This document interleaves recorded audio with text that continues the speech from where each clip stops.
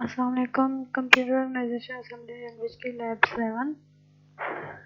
अच्छा, हम रजिस्टर और ऑफसेट एड्रेसिंग देखेंगे आज। इससे पहले हम डायरेक्ट एड्रेसिंग देख चुके हैं और इनडायरेक्ट एड्रेसिंग देख चुके हैं। डायरेक्ट एड्रेसिंग में हम जस्ट मेमोरी का एड्रेस प्रोवाइड करते हैं और इनडायरेक्ट एड्रेसिंग में हम वो रजिस्टर प्रोवाइड करते हैं जिसमें हमने वो मेमोरी सेल का एड्रेस लिखा होता है। We can use a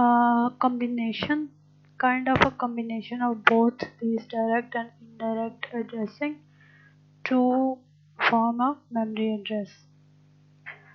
अच्छा, इसके लिए हम क्या करेंगे, पहले हमने यूज़ किया था इनडायरेक्ट एड्रेसिंग में एक रजिस्टर bx, ताकि हम एरे के काइंड ऑफ एरे यानी कि हमारे पास जो सिक्वेंशियल मेमोरी होती है उसको हम एरे की तरह इन्विजन करें तो उसके हम जो एलिमेंट्स हैं उनको एक्सेस कर सकें। उसके लिए हमने bx को इंक्रीमेंट किया था ताकि हम उसके नेक्स्ट एलिमेंट्स को एक्सेस करें मेमोरी के। हम bx को एरे के इंडेक्स के बजाय, मतलब एरे का एग्जैक्ट इंडेक्स का एग्जैक्ट एड्रेस देने के बजाय, अगर हम इसको थोड़ा डिफरेंटली यूज़ करें, बेस एड्रेस इसको दें, उस तरह भी हम इसको इस्तेमाल कर सकते हैं। यानी कि हम इसको एरे का बेस एड्रेस प्रोवाइड करें तो उसका क्या फ़ायदा होगा कि हम डिफरेंट एरेज को एक्सेस कर सकेंगे, बिकॉज हम bx को सिंपली एरे का बेस एड्रेस दे रहे हैं, bx में सिंपली एरे का बेस एड्रेस दे रहे हैं। So we can place different arrays का बेस एड्रेस हम bx के अंदर प्लेस कर सकते हैं। तो इससे क्या होगा कि हम bx को इस्तेमाल करते हुए मुख्तलिफ एरेज को एक्सेस कर सकेंगे। अच्छा, इसको किस तरह हम इस्तेमाल कर सकते हैं, we can see that in this example. ये वही प्रोग्राम है जिसमें हम क्या करते हैं, 10 नंबर्स को ऐड अप करते हैं। We are just going to change our addressing mode. इस एड्रेसिंग में हम क्या करेंगे, we are going to use a register और वो ऑफसेट वो वाला मोड था। स्टार्ट में हमने जो सिंपली हमने मेमोरी एड्रेस प्रोवाइड किया था यूजिंग अ लेबल num1, जिसको असेंबलर num1 को ट्रांसलेट कर लेता है किसी मेमोरी एड्रेस में। तो हम इन दोनों को अब इस्तेमाल करेंगे और इसको इस्तेमाल करते हुए वही प्रोग्राम हम दोबारा से किसी और तरीके से लिखेंगे। We are just going to change 1 or 2 lines in this program. So starting, सबसे पहले हम bx में इस दफ़ा 0 मूव करें। So see, हम bx में जनरली क्या कर रहे थे, जो पिछला हमारा प्रोग्राम था जिसमें हमने रजिस्टर को इस्तेमाल किया था for addressing, register addressing mode या इनडायरेक्ट एड्रेसिंग मोड, उसमें हमने bx के अंदर num1 को मूव किया था। दैट मीन्ट कि हमने इसके अंदर एरे का एड्रेस मूव कर दिया था। हमने bx को एक एरे के साथ एसोसिएट कर दिया था। हम इस वक्त वो काम नहीं कर रहे, हम bx को इनिशियलाइज करवा रहे हैं 0 से, यानी कि हमने एरे का इंडेक्स रखा है, स्टार्टिंग इंडेक्स इसको असाइन किया है bx को। वी कैन चेंज दिस, और इसको चेंज करके हम एरे के नेक्स्ट एलिमेंट को एक्सेस कर सकेंगे। एज हम हाई लेवल लैंग्वेज में इंडेक्स चेंज करते हैं तो नेक्स्ट एलिमेंट को एक्सेस कर सकते हैं। This is how this is going to work. Next statement exactly same है। cx को हम 10 से इनिशियलाइज करवा रहे हैं, that's because we have 10 elements और cx हमारा काउंटर की तरह वर्क कर रहा है। तो हम 10 से डिक्रीमेंट करते हुए 9 पे जाएंगे एंड डिक्रीमेंट करते हुए 8 पे एंड सो ऑन। जब हमारे एलिमेंट्स ख़त्म हो जाएंगे तो will jump out of the loop. ax को हम 0 से इनिशियलाइज करवा रहे हैं। ax हमारा एकोमुलेटर रजिस्टर है जिसमें हमारा सम स्टोर होगा। तो इनिशियली हमारा सम क्या है, इनिशियल वैल्यू सम की है 0। अब हम आते हैं हमारे एक्चुअल जो हमारी लूप है उसके ऊपर। सो वी यूजुअली स्टार्टेड, जो हमारा इससे पिछला प्रोग्राम था उसमें हम ऐड ax जब लिखते हैं तो यहाँ पे हमने लिखा था bx, जो हमारा इनडायरेक्ट एड्रेसिंग मोड वाला था। यहाँ पे जब हमने bx लिखा था तो हमारा मतलब ये था कि bx जो एड्रेस प्रोवाइड कर रहा है वहाँ पे जो वैल्यू है उसको उठाओ और ax में ऐड कर दो। अब देखिए उस प्रोग्राम में ये था कि bx में एक एक्चुअल एड्रेस हमने पहले ही स्टोर कर दिया था, मूव कर दिया था। How did we do that in this instruction? ये इंस्ट्रक्शन थी मूव bx, num1। तब हमने num1 का जो एड्रेस था वो मूव करवाया था bx में। अब हमने bx में सिर्फ 0 रखा है। Remember that indexing thing. अब हम क्या कर रहे हैं, हम कह रहे हैं कि num1 यानी कि हमारा जो एरे का अपना एक्चुअल बेस एड्रेस है, इनकी जो स्टार्टिंग पॉइंट है वो लो, उसमें ऐड करो bx की वैल्यू। अब ये क्या है आपका num1, this is your offset, bx क्या है register. This is how your addressing mode is named, register plus offset addressing. तो ये है आपका रजिस्टर और ये है आपका offset. bx is your register and num1 is your offset. अब इनको ऐड किया जाएगा। num1 में कोई ऑफ कोर्स मेमोरी एड्रेस होगा। इन दोनों को जब ऐड किया जाएगा जो रिजल्ट आएगा उस मेमोरी एड्रेस पे जाएंगे, वहाँ पे जो वैल्यू मौजूद होगी वो उठा के ax में ऐड की जाएगी। Next instructions are exactly same जैसे हमारे पिछले प्रोग्राम में थी। Total is just a label, another label जो कि ट्रांसलेट होगा किसी मेमोरी एड्रेस में। वहाँ पे इसका रिजल्ट ax में जो सम फाइनली प्लेस होगा वो इसमें स्टोर कर दिया जाएगा। अब ये होगा कि जो फर्स्ट आइट्रेशन है उसमें आपका bx 0 है, so num1 plus 0 would be equal to num1, जो भी num1 की वैल्यू होगी मेमोरी में।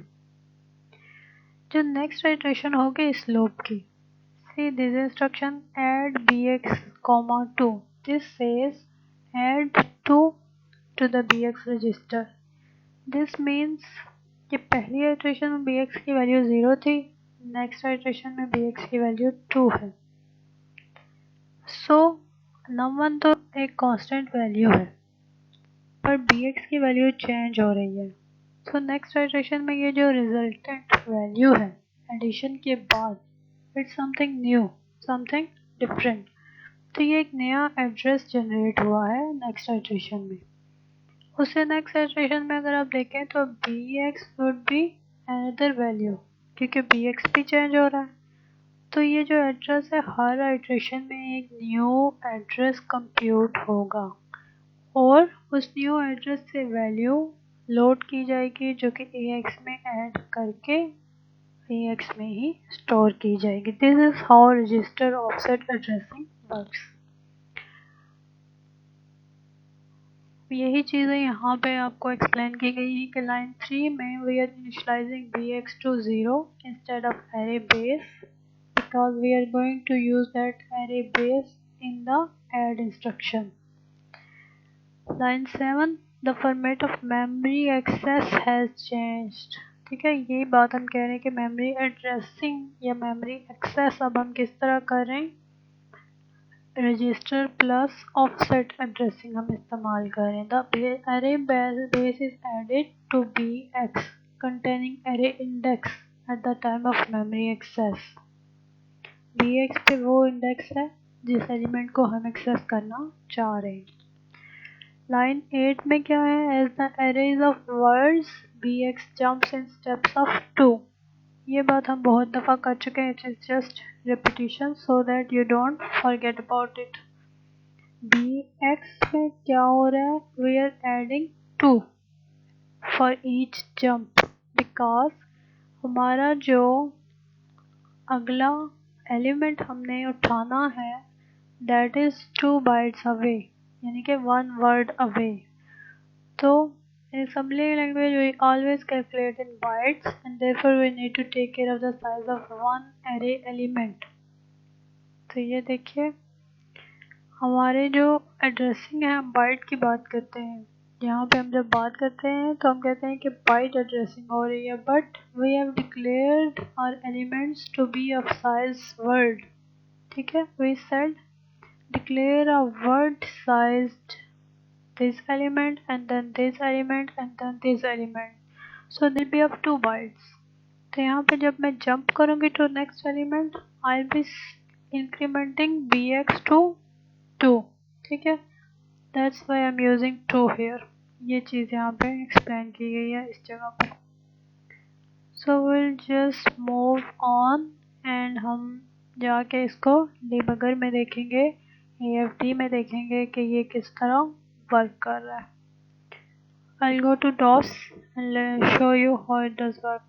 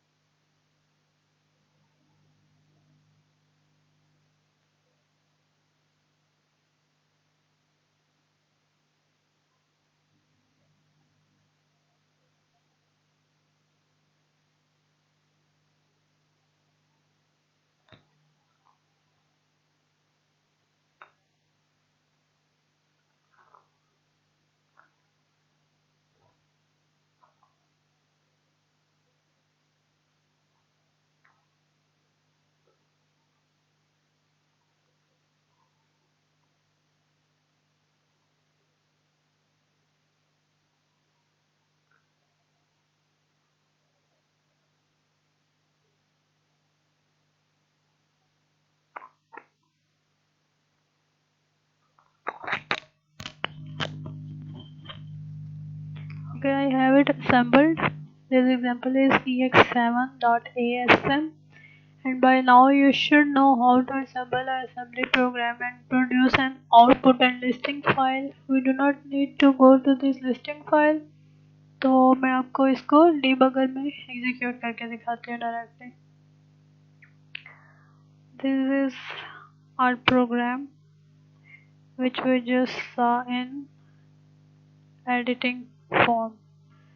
अच्छा, पहले तो आप इसको देखिए, पहली जो हमारी यहाँ पे लाइन है, this is we are moving 0 to bx, we are moving 10 to cx, we are moving 0 to ax. ये वो हमारी इनिशियलाइजेशन वाला जो पार्ट था, ये वो है. उसके नेक्स्ट इंस्ट्रक्शन देखिए, it might be seeming unfamiliar. This is the add instruction. ये बहुत इम्पोर्टेंट इंस्ट्रक्शन है, यही मेन चीज़ है जो इस प्रोग्राम में देखने वाली है. Add this thing to AX. What is this thing? This is that register plus offset thing. ये क्या है? This is the translated form of num1. ये एक्चुअली वो एड्रेस है जो ट्रांसलेट किया गया है फॉर num1. num1 आपको याद हो तो लेबल है हमारा, और ऑफ कोर्स लेबल्स तो असेंबली अंडरस्टैंड नहीं करेगी ना. हमारा जो मशीन है वो किस चीज़ को अंडरस्टैंड करती है? नंबर्स को. सो असेंबलर ने हमारा जो लेबल है उसको ट्रांसलेट कर दिया है टू दिस, इस एड्रेस पे. So we are going to load this in our data segment and see what is the value in this address. So just load this m1 ds and write exactly this address here, 011f. So here we get this address ts011f. ये आपका ये word है 000a. अगर मैं इसको सीधा पढ़ूँ तो it is 10 actually, वो जो हमारा पहला वर्ड हमने स्टोर करवाया था. अच्छा, अब देखिए bx है आपका 0 और 011f ये आपका एड्रेस है. तो अगर इसको हम कंप्यूट करें तो it should actually be this value. तो इसको हम एग्जीक्यूट करके देखते हैं. एग्जीक्यूशन के लिए I hope you remember function की F1. मूव किया है हमने bx में 0, then will execute next step cx में आना चाहिए अब 10। सी एक्स को अब देख लें, अभी उसमें कोई रैंडम वैल्यू है 0035, so it is now 000a, that is 10। A X में एक्चुअली पहले से 0 है, बट वी एग्जीक्यूट दिस। अब ये नेक्स्ट आपकी जो वैल्यू है वो। और एक चीज़ और नोटिस कीजिए, यहाँ पे ये आपको इस मेमोरी एड्रेस की वैल्यू भी यहाँ पे दिखा रहा है। ठीक है, जो मेमोरी एड्रेस यहाँ पे पॉइंट हो रहा है ना, ये मेमोरी एड्रेस कंप्यूट होके जो रिज़ल्ट आना चाहिए उसकी वैल्यू ये आपको यहाँ पे डिस्प्ले कर रहा है। एग्जैक्ट सेम वैल्यू ये यहाँ पे आ रही है। ठीक है, so just execute this and see. So ये वैल्यू आपकी आ गई ए एक्स में। बी एक्स जो आपका इस वक्त 00 है उसको हम करेंगे ऐड उसमें 2। सो दिस गोस ओके, ये आपका हो गया 0002।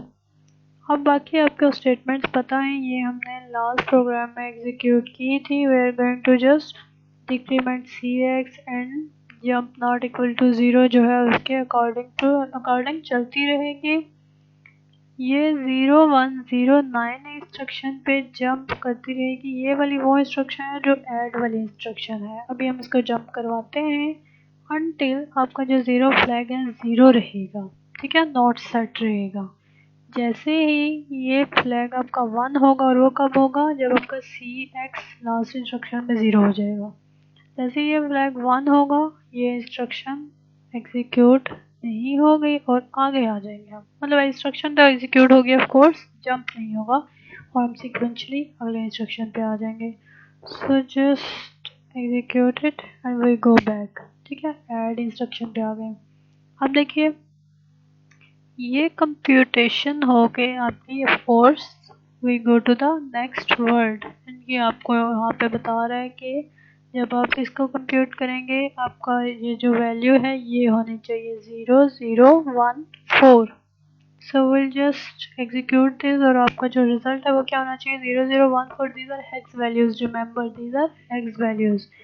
0014 और 0008 ये एड अप होके कहाँ आ जाएंगे, ए एक्स में। So here it is 001E. So we'll just fast forward a little, executing it until we get out of the loop.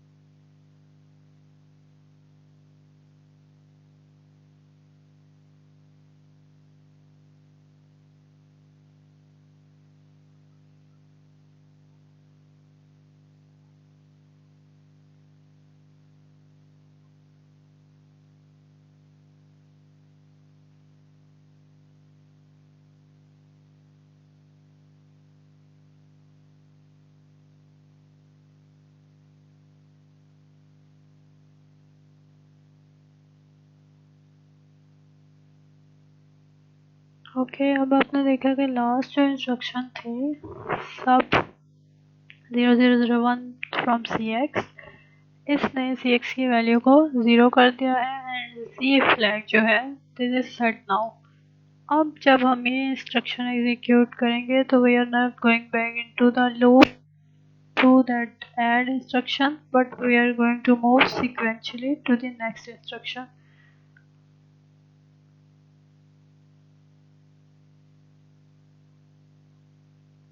So we moved here. अब इस instruction को देखिए, ये कह रही है कि move EX to this location. अब ये मेमोरी लोकेशन क्या है? ये एक्चुअली उस टोटल जो लेबल था उसकी ट्रांसलेशन है, यानी कि उसका एड्रेस है. This is some memory address 0133.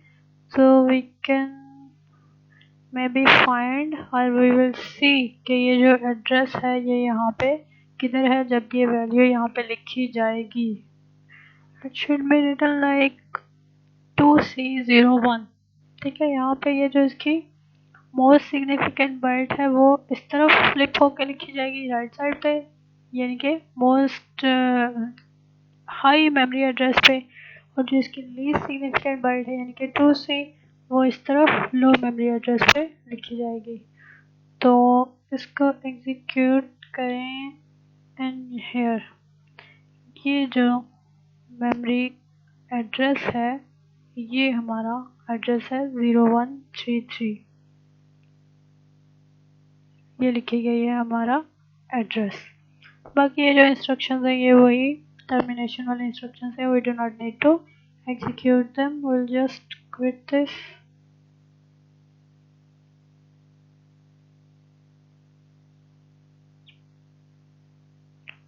So this is the main instruction we need to focus on about this addressing mode. तो ये C के बारे में है कि what we observed in our debugger कि ये जो इंस्ट्रक्शन है ये मेमोरी को एक्सेस कर रही है और किस तरीके से एक्सेस कर रही है, यानी कि यहाँ पे आप मेमोरी का एड्रेस एक्चुअल कैलकुलेट कर रहे हो. इससे पहले आपको नहीं पता कि मेमोरी का एड्रेस जिसको हम एक्सेस करने वाले हैं वो क्या है. अब यहाँ पे जब हमने BX रजिस्टर यूज़ किया है मेमोरी की एड्रेसिंग के लिए या एक्सेस के लिए, तो we call it based addressing, यानी कि रजिस्टर प्लस ऑफसेट एड्रेसिंग तो है but we call it like based addressing. तो अगर हम इसके बजाय SI या DI यूज़ करते we can use them. They are indexing registers, source indexing and destination indexing. तो that time we can call this type of addressing indexing.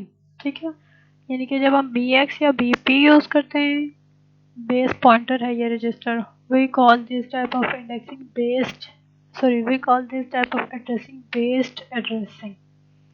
अगर हम इसी रजिस्टर की जगह SI या DI यूज़ करें तो we can call that type of addressing indexed addressing. तो इसमें कोई ख़ास फ़र्क नहीं है यहाँ पे अगर हम इन दोनों चारों में से कोई रजिस्टर इस्तेमाल कर लें. इन चारों के नाम इस तरह क्यों रखे गए हैं, यानी कि BX और BP और SI और DI, यानी कि इंडेक्स रजिस्टर्स और बेस रजिस्टर्स में फ़र्क क्यों रखा गया है? That's because we are going to use them together. और वो जो है मॉड वो मैं नेक्स्ट आपको बताऊँगी. इस ऐप का टास्क ये है कि आपने एक प्रोग्राम लिखना है for addition of 10 numbers, but you are going to use byte directive and register plus offset addressing mode. This is it for today. Thank you.